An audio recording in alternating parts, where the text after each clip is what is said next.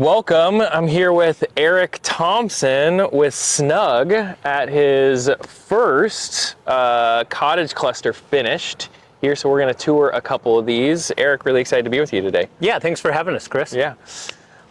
So tell me what we're looking at here. We are looking at an 8-unit cottage cluster. We're up in Beaumont Village, right off of Fremont. So really great neighborhood, walkable, etc. And this is a completed project with 8 different units. 3 of them are 3-bedroom units, and 5 of them are 2-bedroom units. Awesome. 3-bedroom units. So we were talking earlier. There aren't many of those in these cottage clusters. Yeah, so if you take a look at all the middle housing that has popped up over the last couple years with the new code that's available to developers, just about everything, probably 80% plus, is 2-bedroom, 2-bath units. And that's really what the code has driven developers to do to maximize density.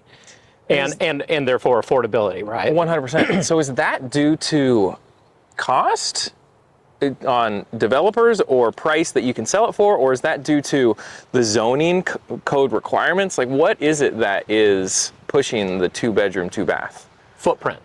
Got it. So an 900,000 square foot property is going to be typically 2 levels, 400 or 500 square feet over 400 or 500 square feet.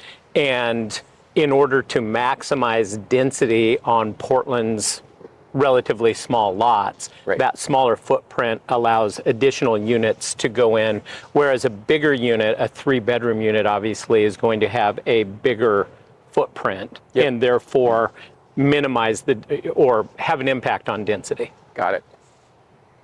So your typical lot in Portland is going to be 5,000 square feet? Yeah, correct? 50 by 100. Right. Yeah. And so that's exactly what we're on right now, 50 by 100? No, this is actually a 75 by 100 lot. Oh, okay, so slightly bigger. Yeah, exactly. So that then allowed you to have these more square footage to do that. Exactly. So if you had the standard size lot, 5,000, would you have done any 3-bedrooms?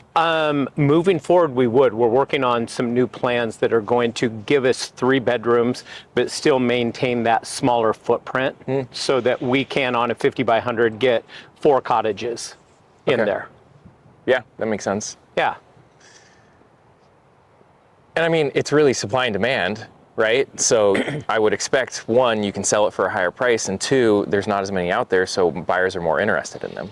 Yeah, I think what's interesting, and we've been talking to the city about the code, is the code definitely pushes developers who are looking to make money and at the same time deliver attainable houses into this 2-bedroom format. There are some tweaks to the code that could happen, but what has happened is I think families are underserved with the new code and these attainable price points. 2-bedroom, 2-bath obviously is going to be geared more toward a young first-time buyer, maybe a couple, maybe somebody with 1 kid, or empty nesters. But that family buyer demographic really can't fit within 800-900 square feet and 2 bedrooms. 100%. And so we're looking at creative ways where we can bring that, still maintain the density, still maintain these attainable price points, and hopefully bring a type of housing that really isn't out there right now. So this 3-bedroom, still 900 square feet? No, these plans, just due to the nuance of the lot, our 3-bedroom plans here are about 1,200 square feet. And what's especially cool about them is they've got a bedroom on the main floor. They've got a primary suite on the main floor. Wow. So if you look at all the middle housing out there, 80% plus is 2-bedroom, 800 to 1,000 square feet. Maybe 20% is 3-bedroom. I would hazard a guess that 1 or 2% has a primary bedroom on the main floor. Yeah. So for those people that are wanting to age in place, et cetera, the middle housing code traditionally isn't serving them, but we've got that product here. Wow. So before you jumped into this, right, you've been doing developments for quite some years. Sure. Yeah, we've been building in Portland for 20 some odd years. And, you've been doing some smaller of the middle housing. This is one of your bigger ones, is what you were telling me earlier. Right. 2-3 units is what I recall you saying. So you've been around this community and you've seen that there's the lack of the 3-bedroom and the primary on the main. Did you say, hey, here is a big window for us to execute? Was that the plan the whole time, or how did you come up with that? Yeah, so we got started in this type of development way back when Mayor Hales, so that lets you know how long the city has been at this. He convened what was called the Residential Infill Project, and I was one of the people that was nominated and sat in on helping the city drive what the new infill code was going to look like. And so this is now 7-8 years ago. And so we saw the writing on the wall in terms of additional density, more attainable price points, a different type of product that has, quite frankly, been missing from the Portland landscape for decades. You could either get a single family home on a single lot, or you can get a medium to high rise apartment building, but nothing in between. And there's a lot of politics and other things that go into why that is such. But when we saw that coming down the road, we started experimenting with the ADU code. So the ADU code has been available to us for years. And so having a property with an existing single family house, adding an ADU, and then using the state condo code to separate the two and sell them individually. And that was really our R&D phase while we were waiting for the residential infill project to be codified, so that we could take advantage of it. Got it. Yeah. And then I guess adding to that, we probably, like most developers, went where the code took us, which was the 2-bedroom units, which is what we're looking at right here. 800-900 square feet, maybe 1,000 square feet. I think what we've seen over the last year or so with a lot of this product coming onto the market is more that gap that we talked about, the 3-bedroom units, the bedroom on the main floor. And so we're coming up with plans that will allow us to serve that part of the market. Amazing. Yeah. I love that. When did skinny houses come into place?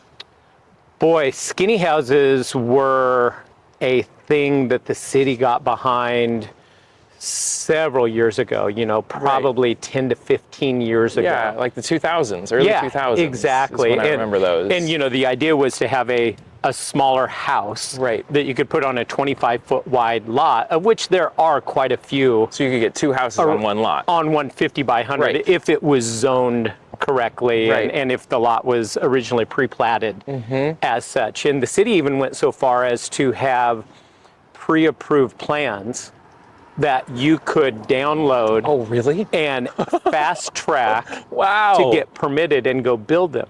The problem with the skinny house was they were ugly. I completely agree. These are nobody way more really beautiful. Nobody really liked the long corridor that they delivered, because they were still delivering 1,500 square feet, 2,000 square feet, but just in a really unfriendly, awkward layout. manner. Yeah. Yeah, I like this layout a lot more. And a lot of those had the garages underneath that took up the whole front of the building, and those have since been outlawed. Oh, really? Yeah. I didn't realize that. Garages can be no more than 50% of the width of your front facade of your house. Interesting. And they can't sit forward of the front door. Yeah. I had no idea.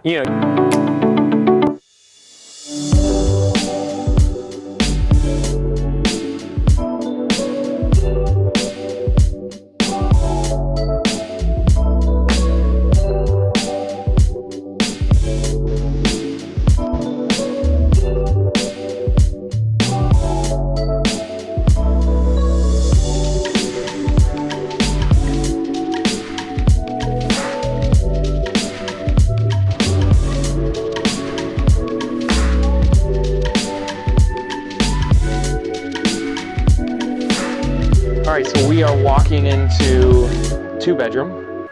This is a 3-bedroom unit. 3-bedroom. Okay. The yellow house. The yellow house. Nice. Exactly. So you just named them all the color. Yeah, exactly. Oh, that's awesome. Well, Nice. and part of it is we understand this is going to be a different type of living for people, right? Normally you give a street address to somebody and they type it into their GPS and they show up and it's like, that's the only house there. Yeah. But here we've got 8 units and we just thought it'd be really cool if you could say, yeah, we're the one with the red front entry on the right. Easy. You can't miss it. Easy. Yeah. That makes total sense. But again, talking to the lack of 3-bedroom units that we discussed earlier, this is one of our 3-bedroom units, and this is one that has a primary on the main floor. So again, if you're looking for new construction in Portland under $550,000 with a bedroom on the main floor, this might be the only house in town we can get. Okay. We have proof. So awesome.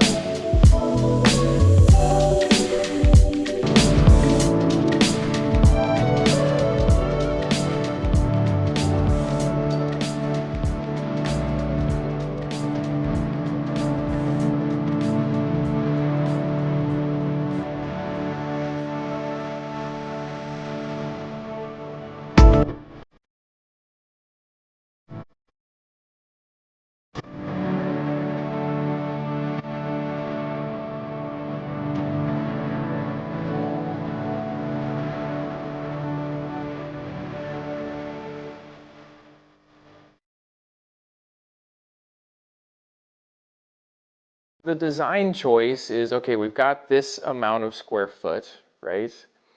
Was this your decision or was this, hey, you're throwing this to your architect to come up with these plans? Like, how did you decide, the whole layout and what this looked like? Yeah, we're fortunate to have identified some really great architects, Yeah. and we're especially fortunate here in Portland to have a wealth of great architects at our disposal. And so we've identified some great designers that want to work with us and are equally as passionate about middle housing. Cool. And we kind of turn it over to them. We collaborate with them. That's part of why I do what I do. And we've come up with, we think, a stable of really great plans that we think of as Lego bricks. So if you give us a lot, we think we can grab out of our inventory of plans and place those Lego bricks, those individual plans, on there in a really well thought out fashion. Wow. And if you're a developer or investor and you've got a property, we think we've got a stable of plans that we can fit within your project, because what we've learned is no 2 projects are identical, no 2 lots are identical. Yeah. Even though they may all be 50 by 100, we're dealing with trees, we're dealing with slope, we're dealing with different goals of the project. Mm-hmm. And it's nice having a handful of different plans that we have developed specifically with our architects for the Portland market. Yeah, that makes total sense. Yeah. Okay, so some initial things that I see, and I'd love for you to point some of the highlights out here, but I see concrete. Yep. Right? Finished concrete, which is genius. I love it. And the wood, right? Like those are the 2 things that I initially saw when I walked in, but tell me more. Yeah, so you've picked up on what we think are some of our signature design elements. Mm-hmm. When you're dealing with small footprint living, we don't want to go cheap on the finishes and the overall layout and look and feel of the house. We think it's even more important that you invest in different elements. Some of these investments came out of necessity, like the polished concrete floors. We initially started building ADUs, and ADUs have a very strict height limit. And so if you build these with a traditional post and beam foundation, it was pushing our 2-level ADUs up over that height limit. And so we started doing everything with the slab on grade concrete floors that sits much closer to the ground. Yeah. And then we've just carried that through over the 4 or 5 years that we've been doing this. Really well received by our buyers. And a lot of what we do is just based on personal experience. I have a dog. Concrete floors are great for dogs. Yeah. Zero maintenance. You don't care if it gets muddy and dirty. You just sweep it up after it dries. Yeah. And so it's really been one of those design elements that came out of necessity that we think, again, sets us apart from some of the other product that you're seeing out there. Totally. Yeah. So this brings me back to now where we originally met at your house in Oak Hills. Oak Hills, thank you. Yeah. At a rummer, At a rummer. Yeah. Yeah, mid-century modern. which is known for finished concrete, polished concrete. Polished concrete floors and Yeah. exposed wood ceilings. So the other part of this, you touched on that. We talked earlier about having truly usable and fully landscaped yards. Because we're in Portland, we want to make sure that we've got covered outdoor living. And so the entry in this case, and you'll see that around some of these other ones, even though we're really tight from a density standpoint, we're still adding those elements where you can put a barbecue out there and you can grill this time of year. And then the other thing is it's both a design element and it's also a little bit of a play on scale. So when we're dealing with, in many cases, 8-foot ceilings, although we have 9-foot ceilings here, on an 8-foot ceiling, this is a way to break up the kitchen from the living portion of the house. And by exposing the beams, you get this great design element. And at the same time, you gain an extra foot of height. So there's so many plays. This goes back to what I talked about in terms of really benefiting from working with some great architects. It's genius. Yeah, thanks. I love it, man. Yeah, you guys have done a beautiful job with what we've seen, this main living space, which is where they're going to spend the majority of their time. Yeah, and what we've tried to do with our finishes, I've been building houses for 20 plus years in Portland. What you're seeing in these houses, from a tile, from a slab, from a cabinet standpoint, from a carpet, and even from an appliance, is the same stuff more or less that I was putting in $1 million to $2 million houses when we were focused on building those. And it's also what I have in my own house. Yeah. So we know that this product, that these finishes work, that they're durable, that they're great looking, and we can do it and still maintain an attainable price point for the buyers that are out there. That's awesome. But some of the, we mentioned it comes with a fridge. Which is insane. You don't see that. No one else is doing that. You look at everybody else's listing online and they've got an empty hole there for you to go after you just scrape together your 3 or 5 or 10 or 20% down payment. Then you need to come up with $2,000 more to put your fridge in. Yeah. Another thing, induction cooktops. Nice. Super energy efficient. Separate cooktop from a wall oven, which just gives it that elevated look. And then looks like a microwave. This is a speed oven. So this does steam cooking, it does convection. It really, you have a double oven house here. And then this is also the vent hood. Thank you. Exactly. Wow. I like the window here as well. Yeah, just again, great architects, little surprise details that I don't think you're going to find in a lot of other middle housing product in Portland. Yeah. Amazing. Okay. Well, let's see the rest of the house. Yeah. Probably the first and most important thing on this particular plan is not only the third bedroom, but the fact that the third bedroom is on the main floor. So we have a true primary on main. And you come in here, it's generous sized It is. for middle housing. You've got a his and a her closet and, a lot of light on everything. Yeah. And this, again, is going to be super unique in the market. And with, I think I mentioned about 2/3 of our buyers are first-time home buyers. The next biggest chunk are empty nesters. Oh, really? And so when you talk about somebody wanting to age in place, they're either people that live here currently, but their kids have moved out. They still want to have an address in Portland, probably in the neighborhood where they were, where all their friends are, but they're spending time In the elsewhere, Central Oregon, the desert, et cetera. Yeah. Great option for those people. Or equally as much, we get people that might live out of state, but they've got kids and grandkids in the neighborhood. And so this is something close to that. And then they're splitting time. That makes total sense. Yeah. And if we go this way, So I see you got your mini splits. Are those in each bedroom? yeah, so really good point. Another thing that's super important for us is energy efficiency. Yeah. We're building the houses 100% electric, so there's no gas. The reason that's important is really environmentally and health related. So you get, Talk a little bit about that. I don't think that's brought up enough.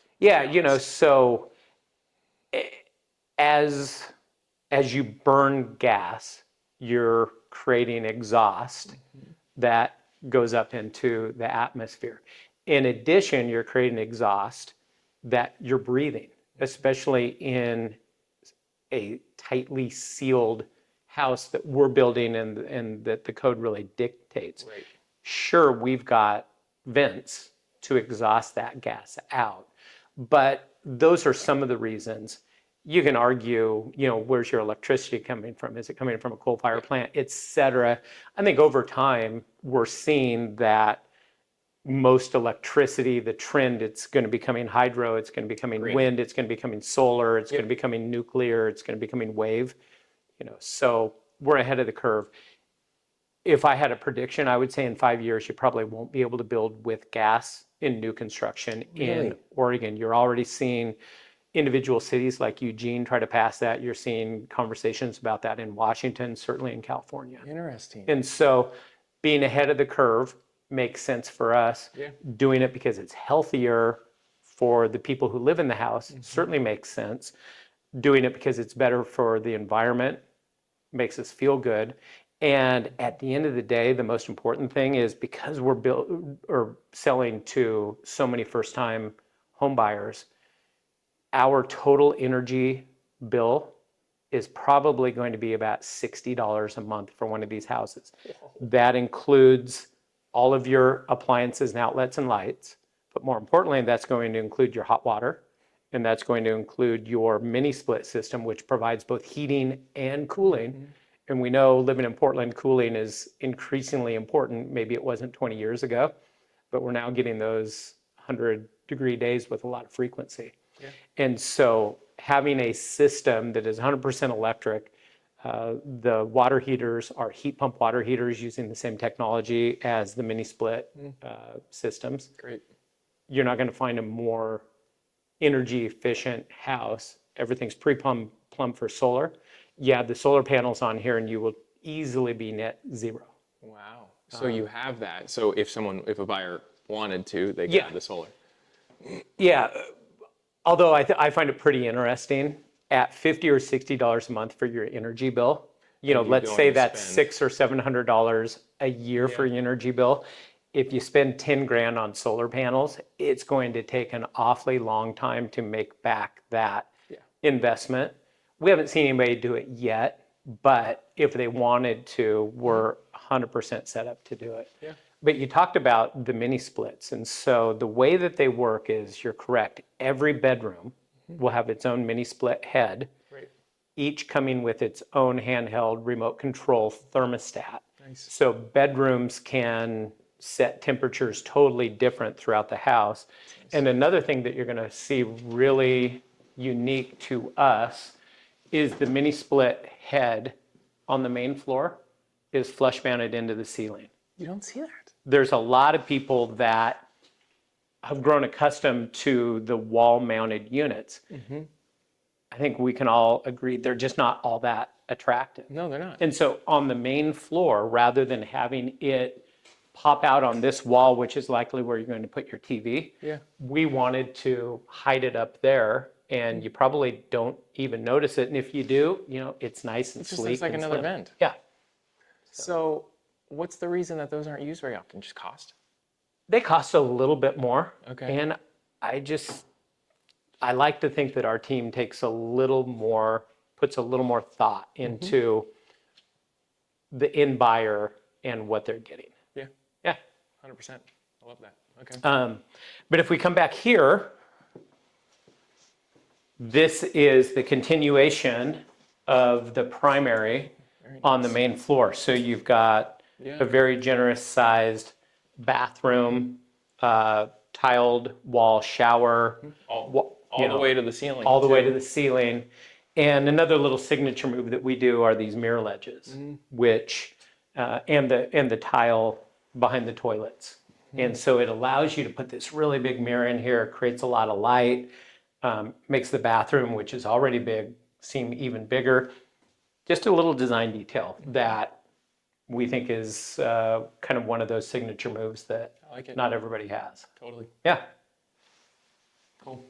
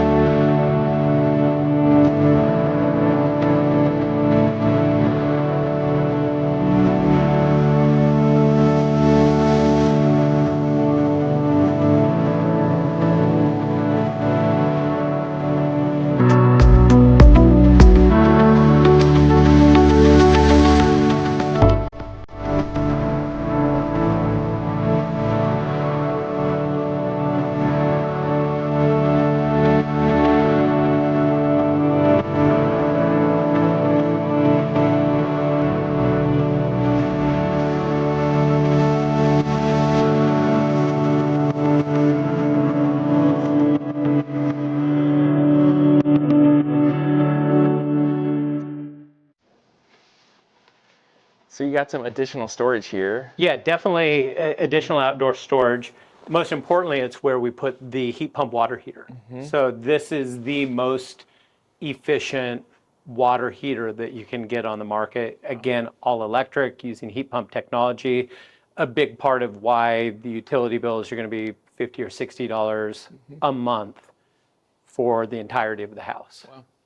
And are these, because I know they can have some AI attached to them, so they're smart, so they know when you start utilizing, like, hey, this guy takes a shower at 7 a.m. in the morning, so I'm going to start running. Do these ones do that? If they do, I'm the Luddite in the okay, group that has not pursued it yet. So, but here's we come in. You're going to hopefully see a lot of similarities from this unit to the 3-bedroom that we saw previously. Still the same vaulted living room area to set apart that from the kitchen. Same appliance package with everything, including the fridge, coming standard. Big island. Big island. Right. Especially big peninsula. Yeah. Right? So is that the right term for it? Yeah. So on these 2-bedroom units, for the most part, it's kind of hard to get a full-size dining table in. Certainly plenty of room that you can put in a bistro table. But we envision that this is really where people are going to be eating and entertaining. Yep, that makes sense. And more importantly, we're really trying to just operate in Portland's most popular, desirable neighborhoods where you can walk to great restaurants, coffee shops, bars, stores, things of that nature. I guarantee your marketing has that in the sales. Yeah. Hey, look where you can walk to. Yeah.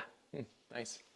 You're going to see the same recessed mini split head. Yep. We've got a powder bath on this floor. And on this one, I think the cool stuff is upstairs. Okay, sweet. Let's go up there. You get so much natural light. You guys have done a really great job with adding Detach and then putting windows, all around. like this window. Yeah. Really important. Most people would overlook it. The ability that you can put a window right here on this little landing area. Smart.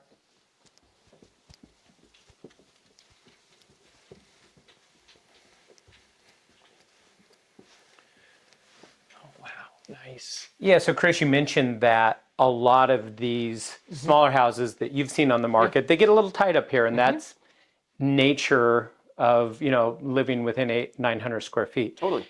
What we like to do anytime we can find a little extra square footage is just put in an amenity like this desk area that might be unexpected and overlooked in most houses. Really smart.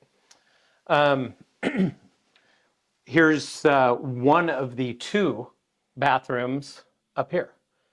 So this is a 2.5 bath house. So this is your hall bath that's going to correspond to the secondary bedroom over here.